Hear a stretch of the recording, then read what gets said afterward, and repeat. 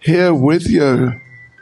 Are you okay through there, through the looking glass? Sandini through the looking glass. In Wonderland, okay. All right. Well, yes, as Prabhu said, I had the thing specially here. The topic, Vaishnava relationships. How do we develop them? Why should we have them? And what differentiates them from material relationships? Sounds like a very grave subject, a very deep subject, and it is. In fact, it sounds like a subject for a seminar, and not just, a fairly brief discussion here. But certainly we can say some things this evening from Shastra, which I think will be worthwhile. So, okay, here we go. Om Namo Bhagavate Vasudevaya. Om Namo Bhagavate Vasudevaya. Om Namo Bhagavate Vasudevaya.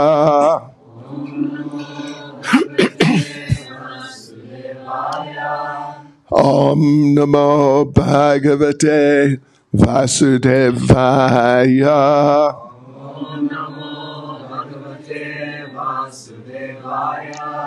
So we can read a few things actually, because it's such a deep and wonderful subject that you find it coming up in many different places in the books of Srila Prabhupada. First of all, though, I think what I'll do is just reposition this slightly. Oops. That's slightly better. And, for starters, let us read a verse from Srimad Bhagavatam, first canto, chapter 18. Maharaj Parikshit cursed by a Brahmin boy. And I'll read verse 13.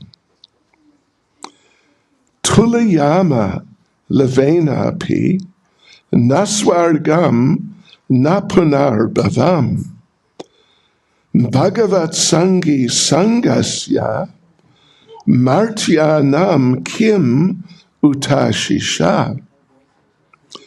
Please, everyone, give your undivided attention, because this is really quite a verse.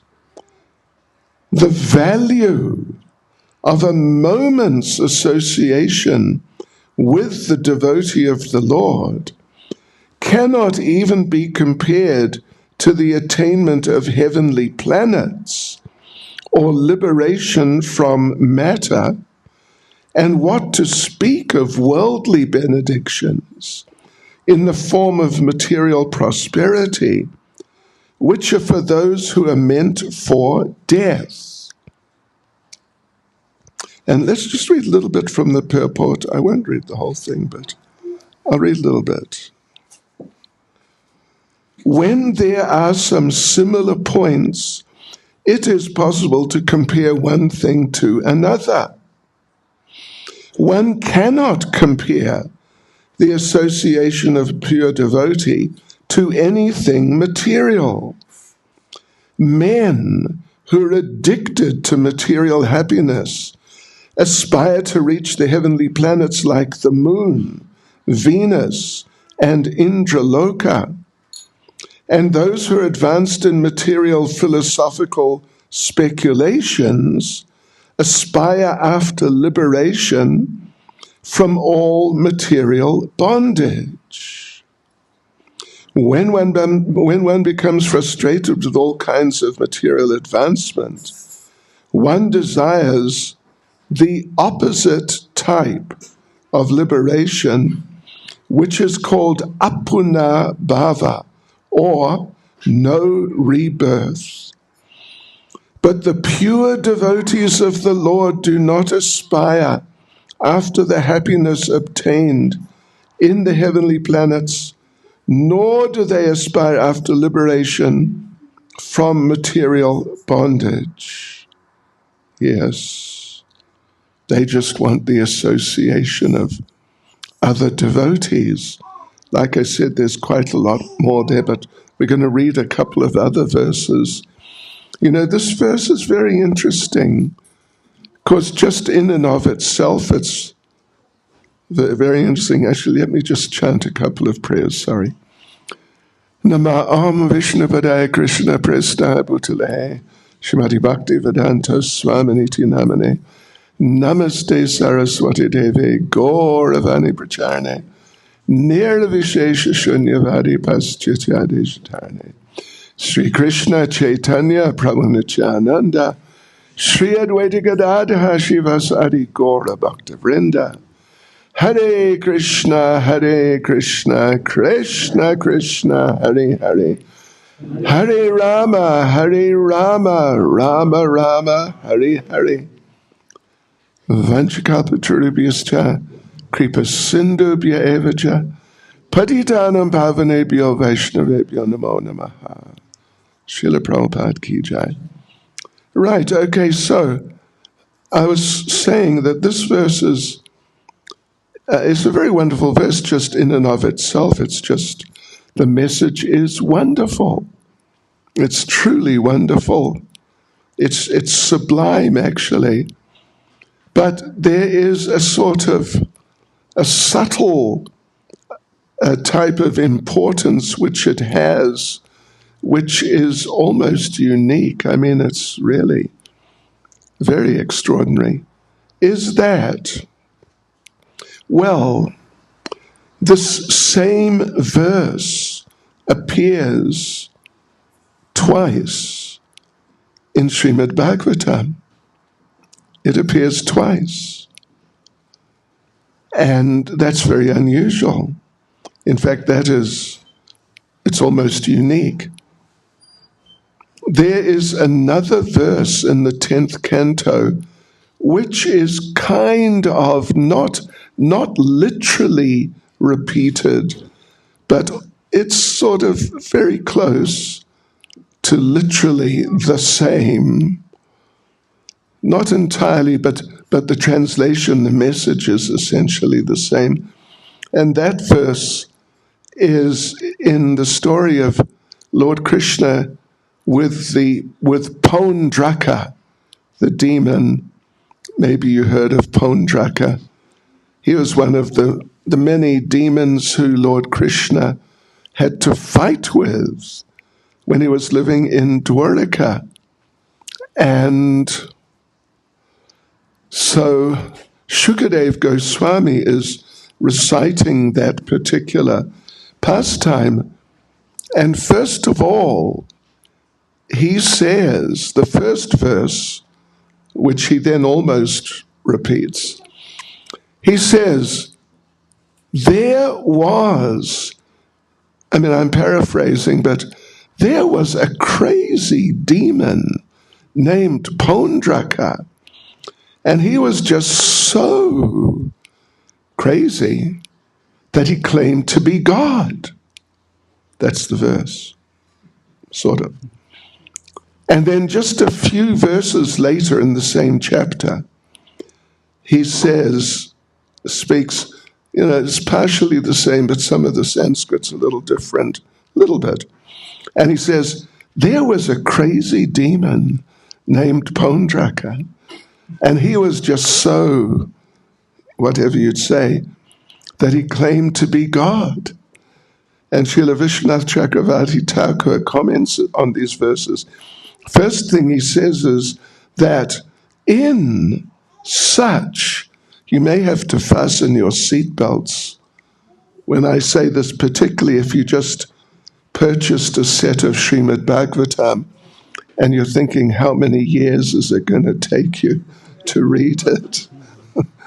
But what Srila Vishwanath Chakravarti Thakur says is that this verse is more or less repeated just shortly, as we said. And he says, in such a small book as Srimad Bhagavatam, it's extremely unusual to find two verses which are repeated. He says that because it's like Bhagavatam is super compressed, like a zip file. I don't know what the latest is, but all that sort of stuff. You can compress a whole lot of data into some small package. So that's what he says, basically. In such a small book, for something to be repeated is almost unheard of. Yeah. And then he gives some examples that for example, in Ramayana, when Mother Sita is kidnapped by Ravana, then the Lord Ram laments. Lord Ram laments. It's amazing. It's amazing. And as I recall, it lasts about 5 chapters. In Srimad Bhagavatam, it's, I think, 1 verse that Lord Ram, Sita was kidnapped, and he really lamented. Maybe it's a couple of verses, but it's not more than that. But in the Ramayana, it's something like 5 chapters. Just all this extreme emotion and wow. I mean, it really, really, really is quite something, actually. So, but in the Bhagavatam, it's a verse or 2, maybe. It's something like that. It's not much more than that. Yeah. And, I mean, there's other things, other examples that he gives too. But you get the idea that this verse is literally repeated verbatim. It's somewhere in the 4th canto. The translation, Prabhupada just sort of moves the words around a bit, but the Sanskrit's the same. So in other words, well, in such a small book, isn't it small? Srimad Bhagavatam. Yeah, just read it, the whole thing without putting it down.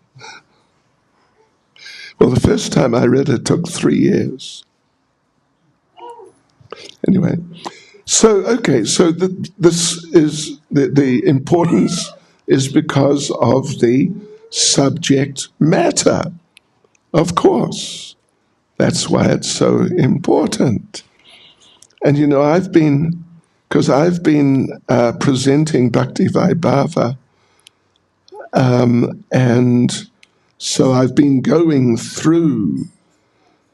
I'm just right at the end of the 4th canto, and sort of painstakingly going through every verse and every purport. And I must say, I read it actually 3 times before, but this time, when I'm really, like I would say, sort of like a student, really just trying to get right into whatever's there. Oh, it's an amazing experience. It's so many revelations. Every day there's revelations, actually. It's incredible. And one of the things I've noticed, there's a number of things which really they're so prominent. one of the things, well, let me tell you a couple of things I've noticed, that Srila Prabhupada emphasizes hearing and chanting about Krishna, perhaps more than anything. So much emphasis on hearing and chanting about Krishna. But another thing which I've seen Srila Prabhupada really emphasizes is associating, you could say associating with the devotees, associating with serving the devotees. Ah, what emphasis. Just again and again and again. Yeah. And Krishna's mercy. Just yesterday I was going through and I found Srila Prabhupada quoted Bhagavad Gita chapter 10 verse 10. What's chapter 10 verse 10?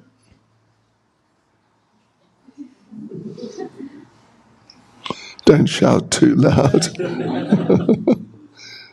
Bhagavad Gita 10:10. Tesham satata yuktanam bhajatam priti purvikam dadami buddhi yogam tam yena mamupiyanti te. To those who are constantly devoted to serving me with love, I give the understanding by which they can come to me. Yesterday, I was going through, I spent 4 hours, a little over 4 hours going through it yesterday. And Prabhupada quoted that verse 3 times. 3 times. So that gets quoted a lot. Bhagavad Gita 15:15. Savasi Chamradi Sani Vishto. Sure, Prabhupada quotes that a lot. And it means something.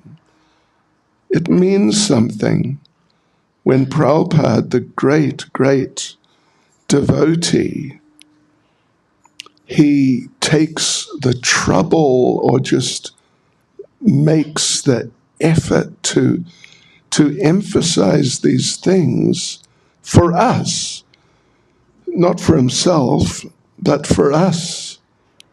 So anyway, here, this verse, the value of a moment's association with the devotee of the Lord cannot even be compared to the attainment of heavenly planets or liberation from matter.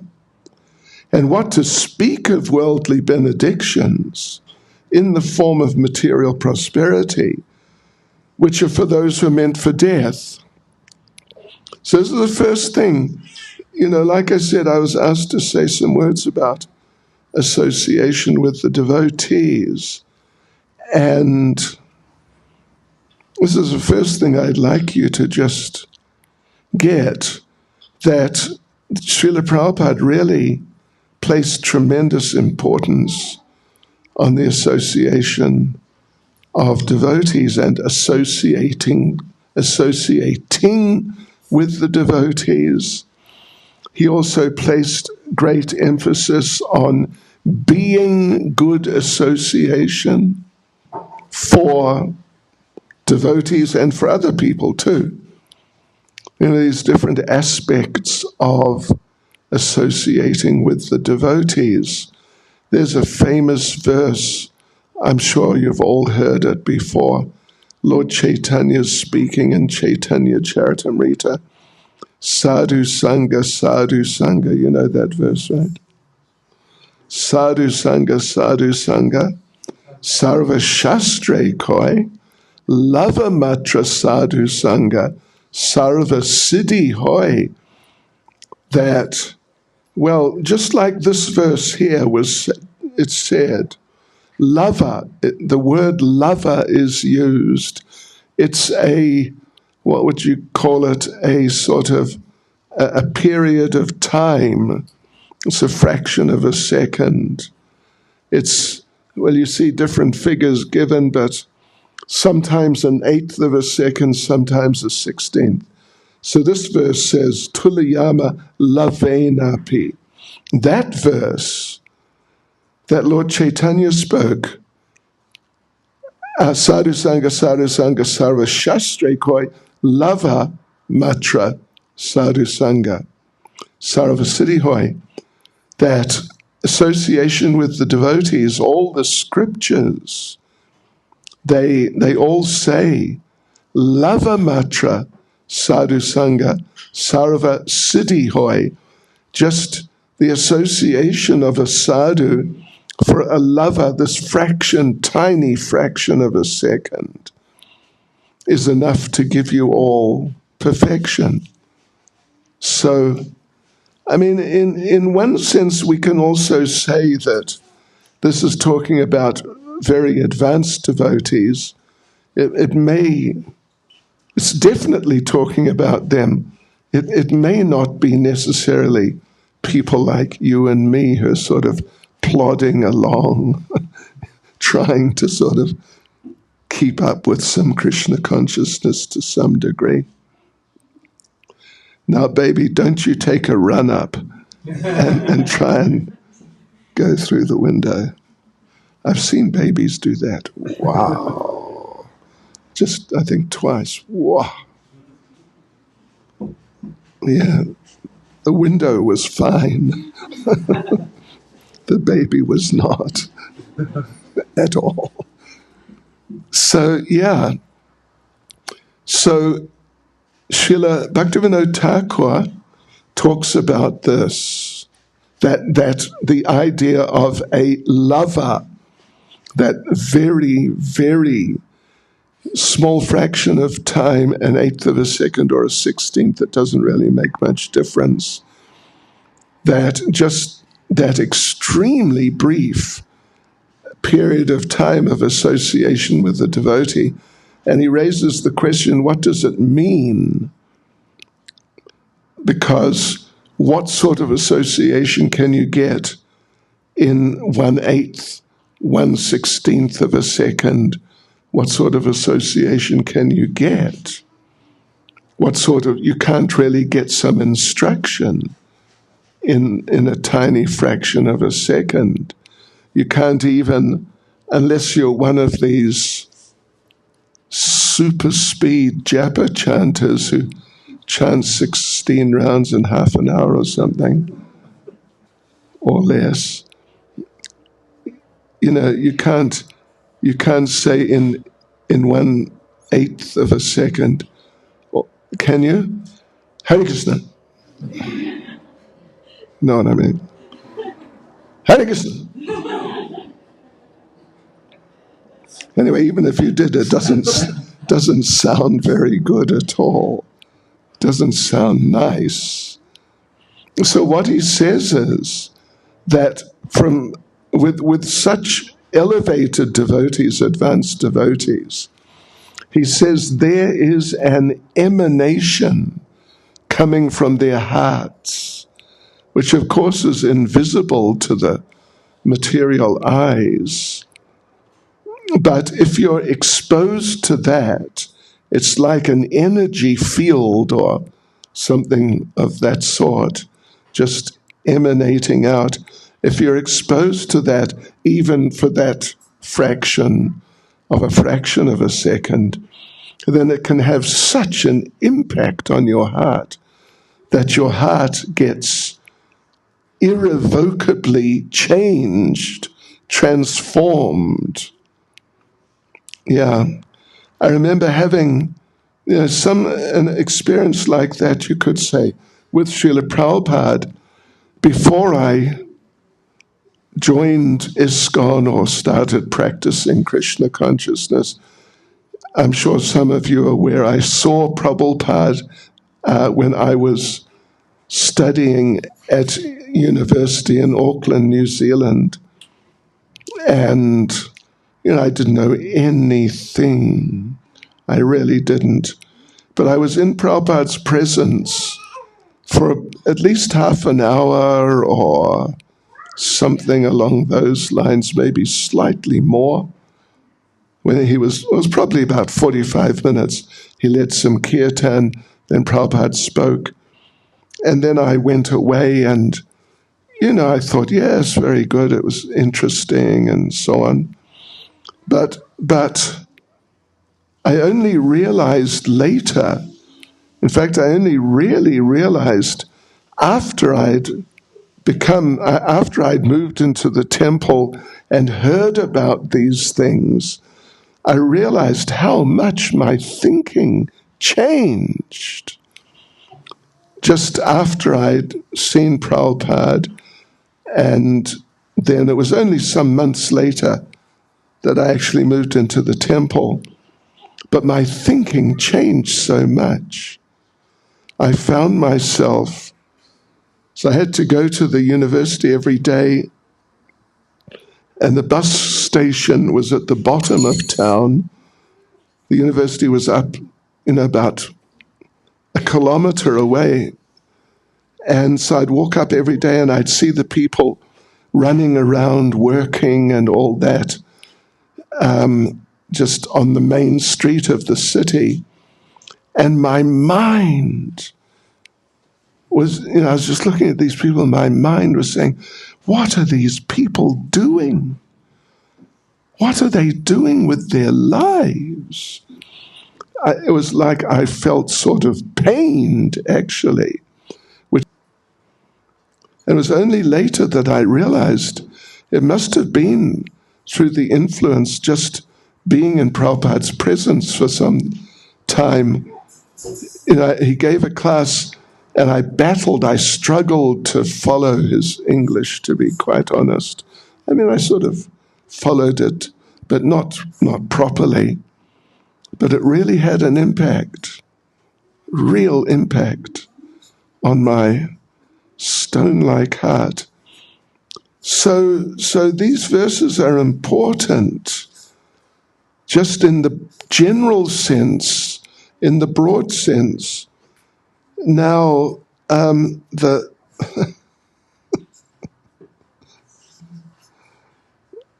anyway, whatever. How do we develop them? Why should we have them? And what differentiates them from material relationships? Vaishnava relationships. Well, there's one thing. What I was saying just up till now is more general. Why should we have them, I guess? Okay. But there's a really special verse. There's a really special verse which actually I just read in the class the other day in Santon, our Santon temple on Sunday. And I might have also later on the same day in Lanesia, I forget. But just listen to this. This is Lord Chaitanya questioning Ramananda Roy. Dukkha madhye kona dukkha haya guratara. Krishna bhakta viraha vina dukkha nahi deki para. So what that means is, so first of all, it's Lord Chaitanya questioning. Ramananda Roy then answers. Sri Chaitanya Mahaprabhu asked, of all kinds of distress, what is the most painful? Sri Ramananda Roy replied, apart from separation from the devotee of Krishna, I know of no unbearable unhappiness. I remember reading this years ago. Prabhupada was still on the planet. And reading this and thinking, what, really? Could it be like that? It sounds very extreme. But, as time has gone on, particularly after Prabhupada left this world, and, more recently, as you well know, we've lost a number of very special devotees, Bhakti Tirtha Maharaj some years ago, and Kadamba Maharaj very recently, and Bhakti Charu Maharaj, and various others, Tamal Krishna Maharaj. And particularly when we lost Prabhupada. Is that your telephone? Yeah, so at least it made it a little more apparent to me that it's not just some, sort of, exaggeration, but it's not just like some highly emotional expression. It's very real. It's very true. So anyway, how do we develop them? Now that's a very good question. And like I said, we can do, in fact, we have done on a number of occasions, a seminar for like about 3 or 4 days on devotee relationships. But we can say that in regards to devotees who are on different levels, in relation to you, then there are different ways of developing a relationship with them, with those who are your seniors. I mean, in the classic sense, then we should render service and inquire. Yes. There were occasions when Srila Prabhupada asked at the end of a class if there are any questions, and no one put their hand up. And there was at least one time which I was told of when Srila Prabhupada said, if you don't have a question, either you know everything, which is highly unlikely, or you're just sort of, like a little silly or little thick, something like that. Yeah. So that's good to have questions. If we have questions, it means we're thinking about Krishna consciousness, which really is important. We're considering Krishna consciousness and meditating on it like that. And then rendering service.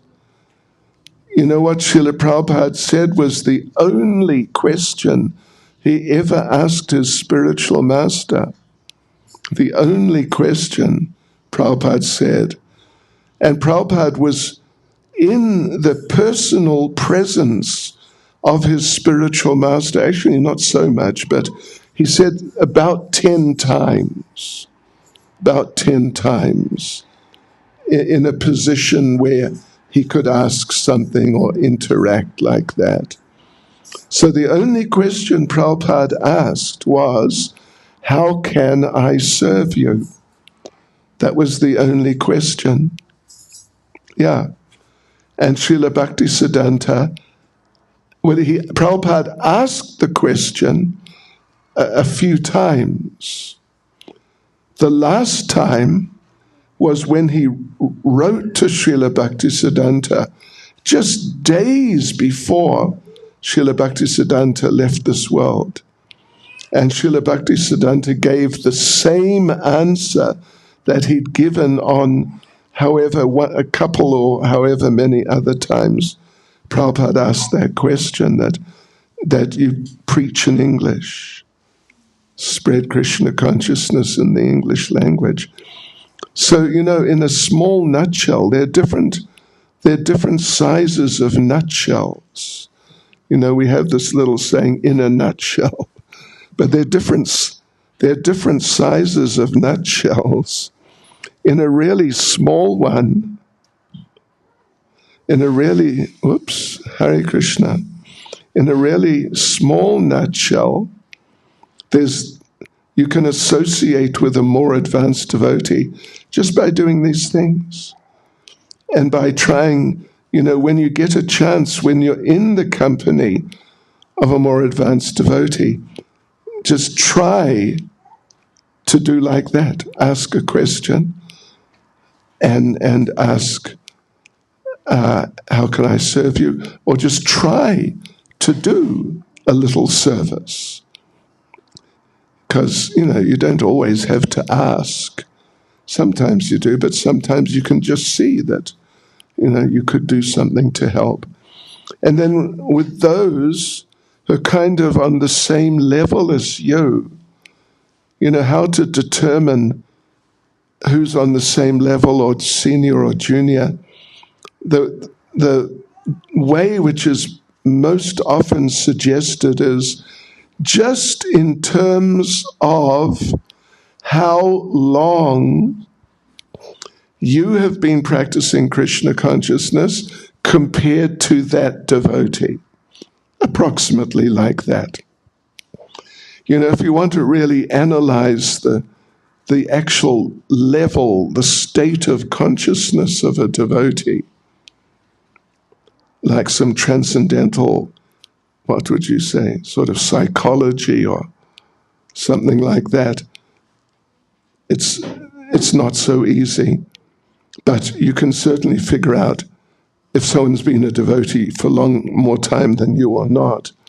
So for those who are on the same level or have been practicing something like how long you have, then you befriend them. And befriend. When we do this seminar about devotee relationships, when we tell them about this particular point, associating with devotees who are on the same level as you, we tell them, it's just before lunch, we tell them that when you have lunch, go and sit with someone you don't normally sit with and start a Krishna conscious discussion. Don't just sit down and ask, what's the standard South African question when you meet someone? How are you? And there's nothing wrong with asking devotees how they are, but as just a formality, it can get a little hackneyed. Instead of asking how are you, or how's it going, or how are you feeling, how's the family, we tell them, sit down and start a Krishna conscious discussion. Like, just say, I read in Bhagavad Gita yesterday this, and that. What do you think? And start a discussion. That's really Krishna conscious friendship. Of course, asking how you are is also part. It's not wrong. But it would be better to really try and develop the relationships on the basis of actual Krishna consciousness. And then with those who are junior to you, the mood should be more or less like parental. If you're a parent, you would know what I mean. Parents with the children. I mean, it's quite a thing. If you watch them, they're watching. And they're caring, and they're protecting, and they're nourishing. We're talking about you, my friend. You're becoming famous.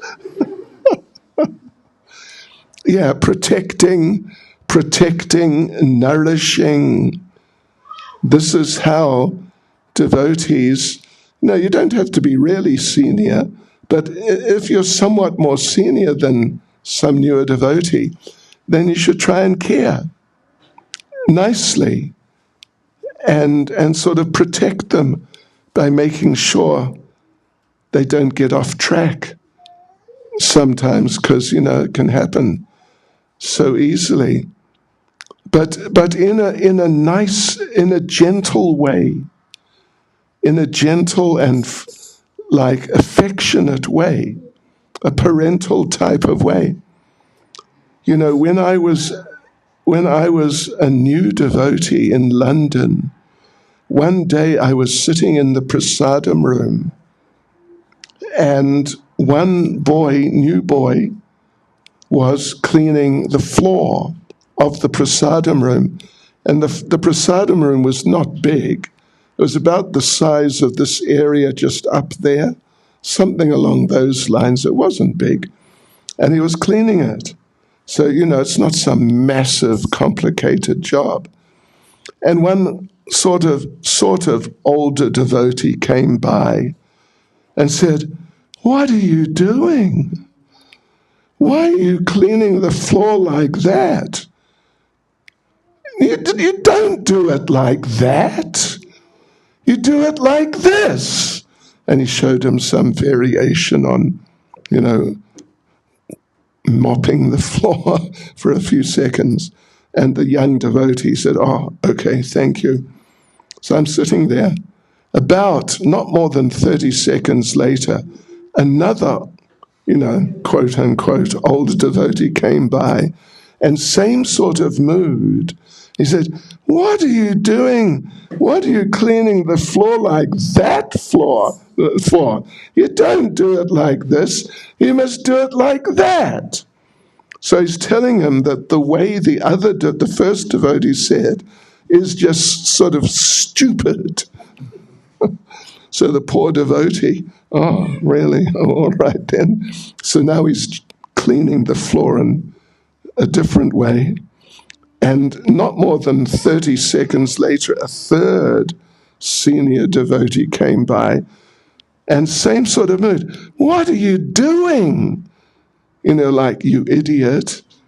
That sort of mood or something like that. "What are you cleaning the floor like that for? You don't do it like that. You got to do it like this." And the poor devotee, this is the third time, and you know, I was witnessing it. At the end, the poor boy was in tears, actually. Can you imagine being in tears over cleaning a little floor? But it was how he was treated. It wasn't a loving way at all. It was just, you know, sort of sarcastic and aggressive. That's what it was. And it hurt. So in any of our relationships with the devotees,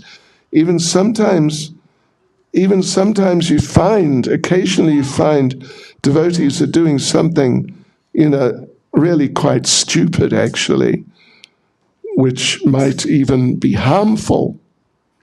And then you may have to step in and just stop them. But it's pretty rare. It's pretty rare. So in our relationships with devotees, there should be, regardless of level, there should be like an underlying theme or underlying mood of caring and affection and appreciation, that this is a devotee,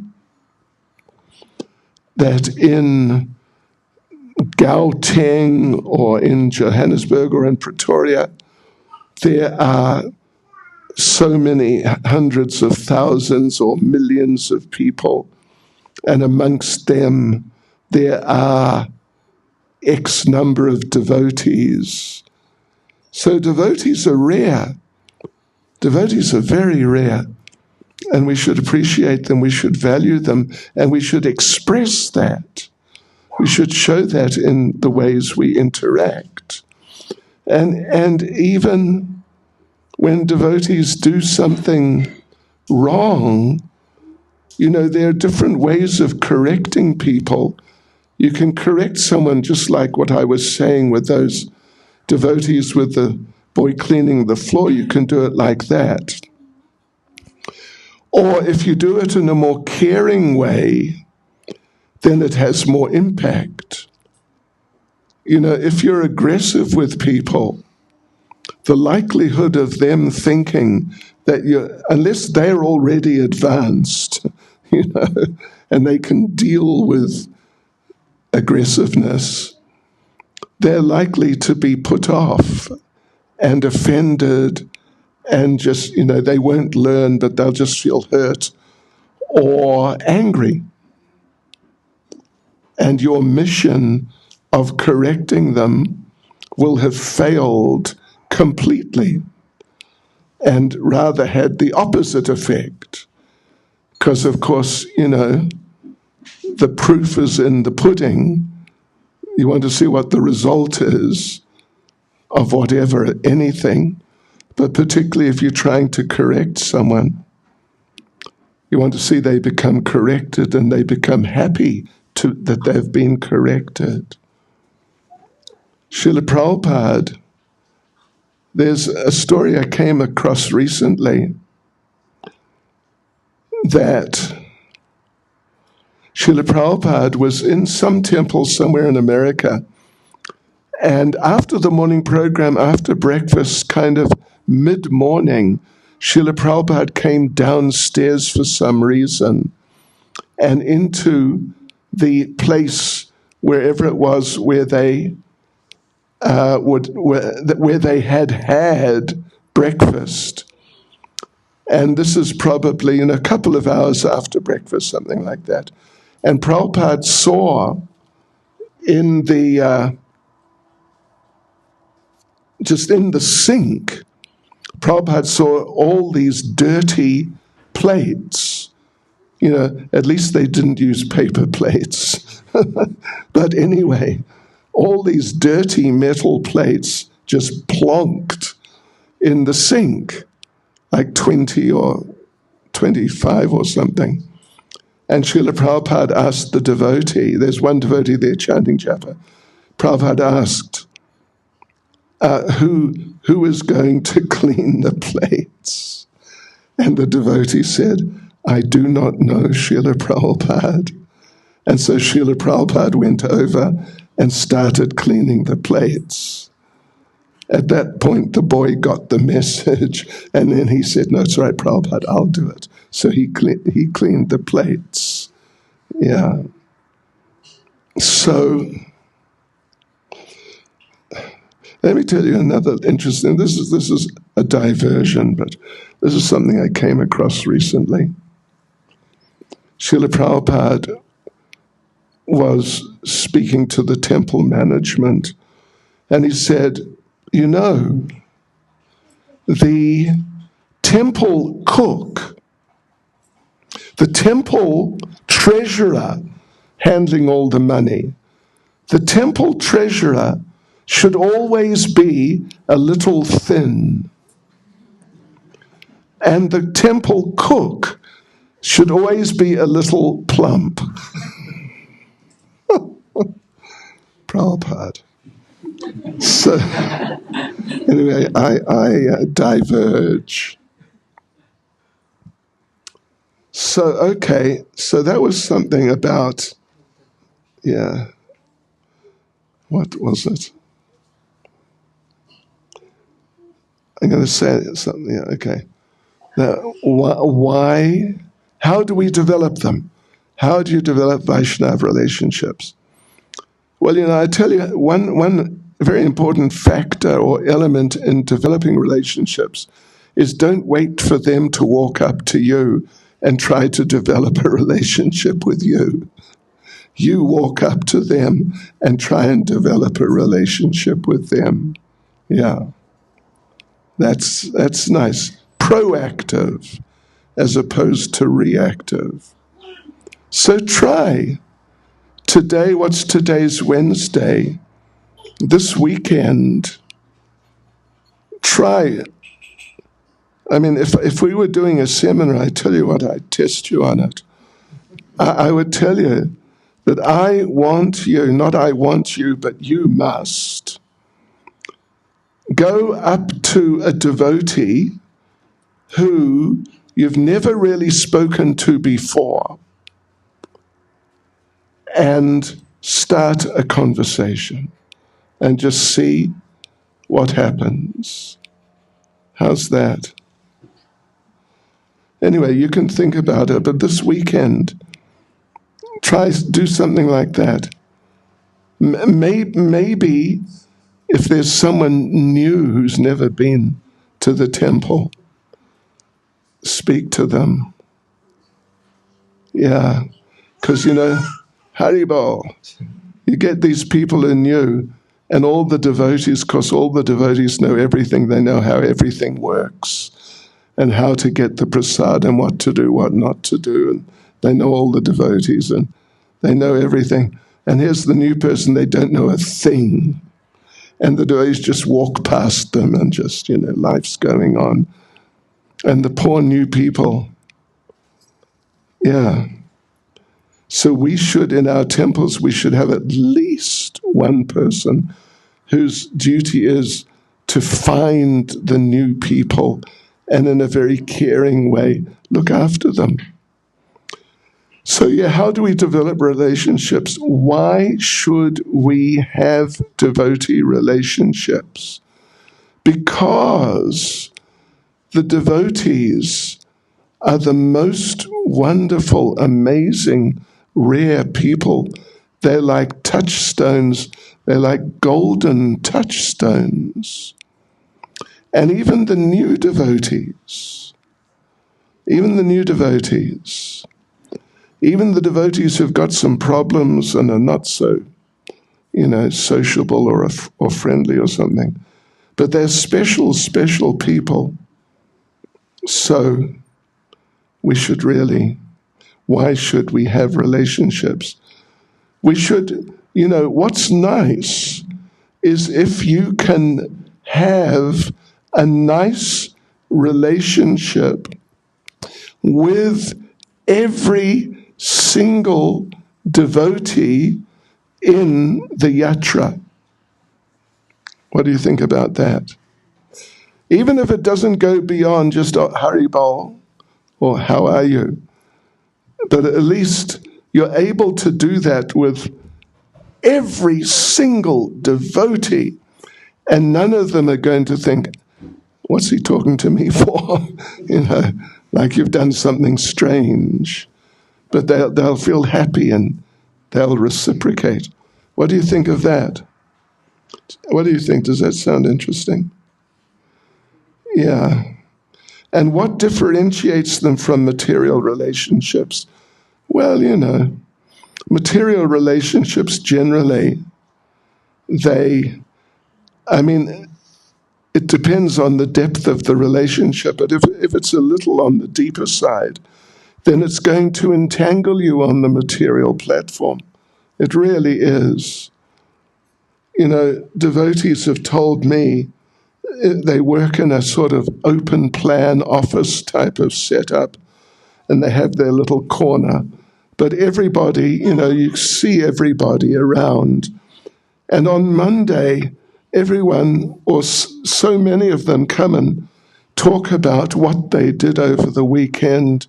They went and drank this and chased these women or chased these men, or, you know what I mean, or something along those types of lines. And if you have relationships with them, you're going to get sucked into such stupid discussions. Actually degrading discussions. So best to keep one side and keep out of everyone's way. Yeah. And even if they think you're a Hare Krishna and you're a bit strange because you don't hang out with them, then just know that, well, it's true. It's true. And it's good, actually. Because, material relationships, oh my gosh. I was just reading today, was it, or yesterday? I think yesterday. What I was reading, because I'm at the end of the 4th canto, and what does that mean? What am I reading? Who's read the Bhagavatam? Later part of the 4th canto. Story of King Paranjan. and his wife, Paranjani, and, the degraded nature of their relationship. And Srila Prabhupada there, and one of the purports I read yesterday, or even it could have been today actually, Prabhupada was talking about an ideal householder relationship. And Prabhupada says that if the husband is an advanced devotee, and if the wife assists the husband, she will get the same benefit as he gets from his, very serious advanced Krishna consciousness. And their relationship will be perfect, and they'll go back to Godhead. Yeah. I mean, the wife can be advanced too, definitely. So, in Chatsworth, I'm from Chatsworth.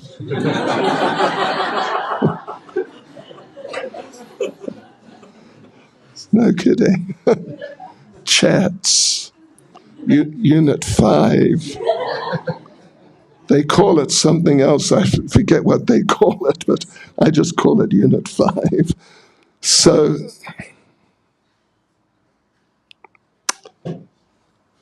yeah, Krishna. Anyway, I forgot what I was going to say. Yes, I know. Thank you. Advanced household devotees. Oh, yeah, okay, here it comes. I remember when I first arrived in Cato Ridge, and one of the devotees, he's late now, I think. He was a brahmachari in the temple at the time. This is January 1980, so 43, almost 44 years ago. He had got permission from the National Secretary Tulsidas that he could get married to, I forget who he got married to, but he was so excited. It was like he won about 10 lotteries at one go. He was so excited he could get married. And one of the boys asked him, who are you going to get married to? And he said, some girl. And he said, yeah, okay, I know. You'll marry her, and then she'll just park off. Did you get that? In other words, it's just a ticket to just relax and sleep all day, to park off. But yeah, a Krishna conscious household relationship has got nothing to do with parking off. But the devotees should work together as a team to help each other spiritually. So anyway, like this, Vaishnava relationships, the first thing is to really try to appreciate the devotees for what they are. Familiarity breeds contempt. So can be the tendency sometimes you meet some devotee and think, oh, it's him again. Oh, it's her again. Can't really be bothered. But devotees are very rare. They're extremely rare. And they're rare, at least those who are devotees, they are devotees because they're very, very special. They're really very special. And the example here, I'll just close in a moment. Lord Chaitanya is speaking to Ramananda Roy. And Lord Chaitanya is questioning Ramananda Roy on all these profound subjects. And, you would normally think, if you're with Lord Chaitanya, you would be asking the questions of Lord Chaitanya. But now Lord Chaitanya is asking the questions of Ramananda Roy. And of course, there can be a number of reasons for that. But one of the reasons is that Lord Chaitanya, even though he's Lord Chaitanya, and he's, not just, he's just the greatest of the greatest, but still he appreciates the devotees. He really appreciates the devotees. And he really, like with Ramananda Roy, Lord Chaitanya really wanted to hear from him because he knew this person is very deep. I'll get a lot of nectar from this person. So we should, when we see devotees, we should see devotees like that. And we should think, how can I extract some nectar from this devotee? How can I press the nectar button? About pressing people's buttons, how to make them upset, how to make them laugh, whatever, like that. Well, how to activate the nectar button? Because every devotee's got some nectar. I think baby is trying to get some nectar. Is that? Oh, there you found the nectar. Oops. Okay. Anyway, yeah, how can we get some nectar? Where's the nectar button? How can I start a little discussion with this devotee, which is going to bring out something interesting in Krishna consciousness from the heart of the devotee? Hare Krishna. Srila Prabhupada ki jai. So I assume, okay. Hare Krishna. His Holiness Bhakti Chaitanya Swami Maharaj ki jai. So when Maharaj speaks, it feels like home. So I remember some years ago, Radha Rasa came back from Mayapur after being came back to South Africa after being in Mayapur for 4 years. She was feeling a little out of place. She hadn't maintained so many friendships and relations.